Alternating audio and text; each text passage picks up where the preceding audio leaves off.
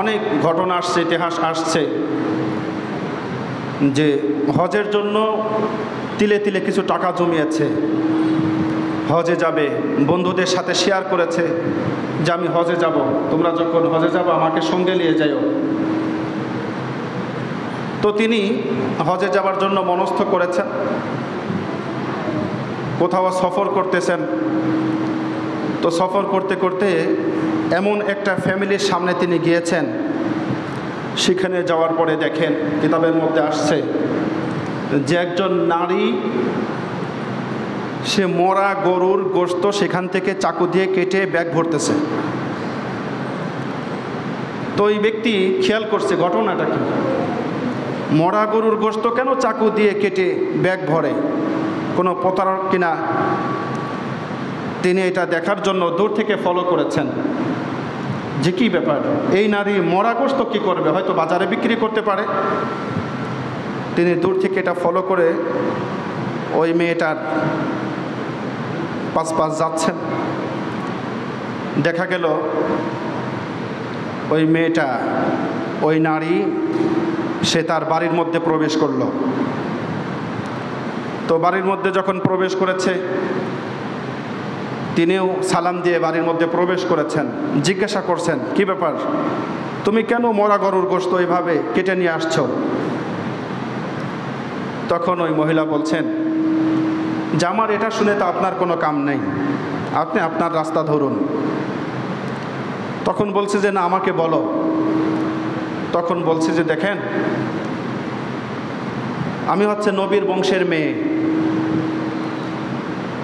আমরা জাকাত খেতে পারি না, ফিতরা চাইতে পারি না, আমাদের জন্য নিষেধাজ্ঞা রয়েছে। আর এই অবস্থায় সন্তানদের ফেলে রেখে কোথাও কোনো কাজও আমি পাই না। সন্তানরা দীর্ঘদিন হইল গোশত খায় না, খাবার ঠিক মতন জোটে না, এই জন্য নিরুপায় হয়ে ওখান থেকে মরা গরুর গোশত আমি কেটে নিয়ে এসেছি। এছাড়া কোনো উপায় নেই, সন্তানদের চেহারার দিকে তাকাইলে আর আমার সহ্য হয় না। এ কথা শোনার পরে ওই ব্যক্তি যেই টাকাগুলো জমাইছিল বলছে ঠিক আছে, তুমি ওয়েট করো, আমি আসছি।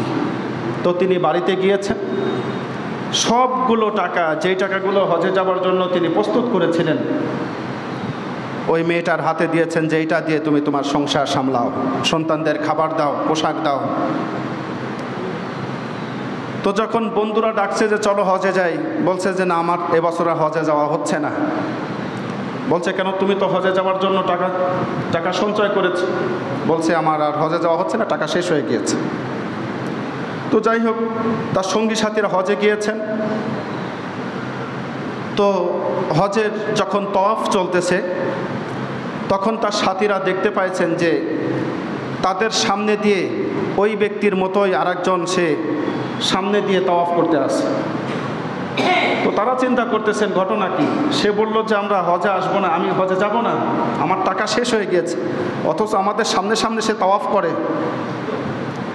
সুবহানাল্লাহ। তার সাথে সাক্ষাৎ হয় নাই, কিন্তু তারা তার ছায়া দেখতে পেয়েছে।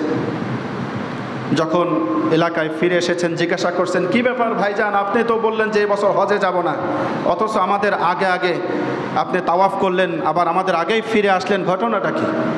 বলছে না না, আমি তো এবার হজের যাইনি। বলছে আপনি হজে যান নাই, আপনার মতোই তো আমরা একজনকে আমাদের সামনে সামনে বারবার তাওয়াফ করতে দেখেছি। সুবহানাল্লাহ।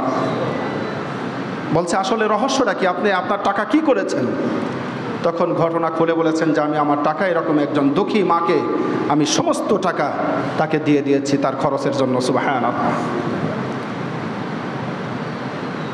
সম্মানিত উপস্থিতি, এই জন্য প্রত্যেক বছর বারবার হজ না করে, যেহেতু ফরজ হজ আদায় হয়ে গিয়েছে, নফলের থেকে বড় নফল মানুষের সেবা করা, আল্লাহ সৃষ্টির দিকে একটু লক্ষ্য রাখা।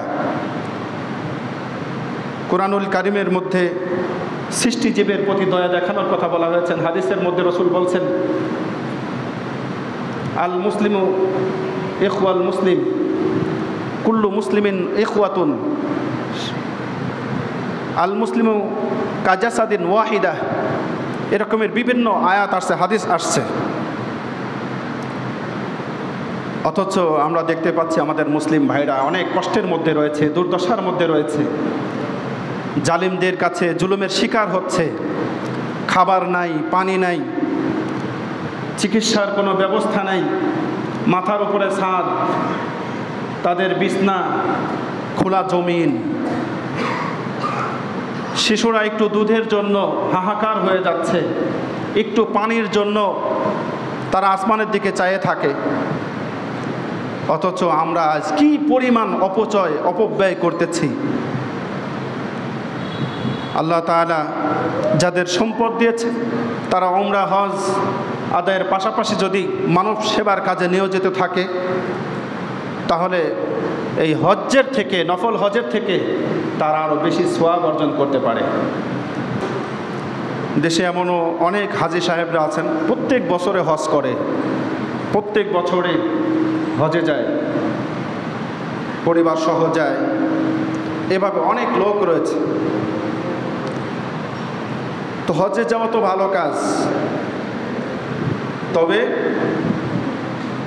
যদি পাশাপাশি তিনি এটা কাজ করে, যেমন বর্তমান সময়ে ফিলিস্তিনের গাজার মুসলমানদের খুব করুণ দশা, তো কিছু টাকা পয়সা সে গাজার মুসলমানদের জন্য দিয়ে দিল। এই জন্য আমাদের উচিত বিশেষ করে ফিলিস্তিনের গাজার মুসলমানদের পাশে দাঁড়ানো।